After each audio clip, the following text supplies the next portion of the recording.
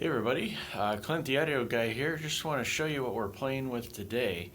Um, we have kind of a rare chance here to see the Revel Ultima Salon 2 and compare it with the original Ultima Salon.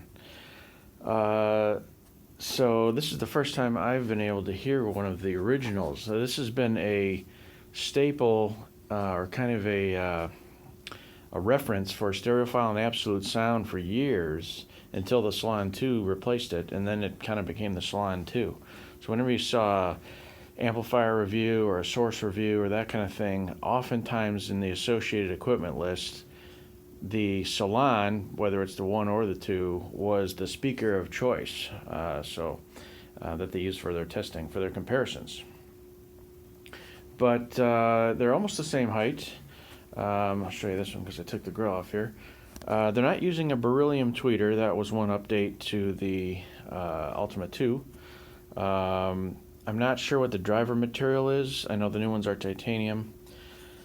And the driver complement's almost the same though otherwise. I don't want to get that grill off. I think you have to take the side panel off to get the grill off. I'm not sure.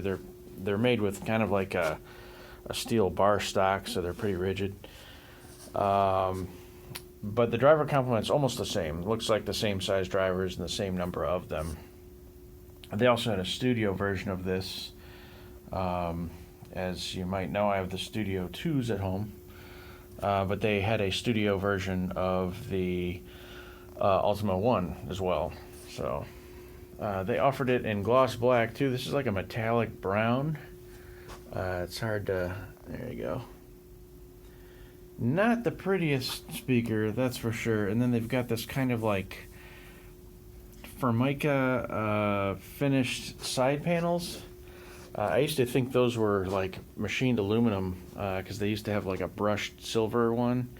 I thought they were aluminum, but they're just like MDF, just like the speaker, a real thick MDF, and then they've got kind of a rubber trim on it, and Formica, almost like it's a tabletop from a cafeteria. That they look like they're meant to be durable, like you're going to eat on them on a daily basis. But sound-wise, they're surprisingly close. I thought this one would be kind of like a joke compared to the new one, but it's pretty good.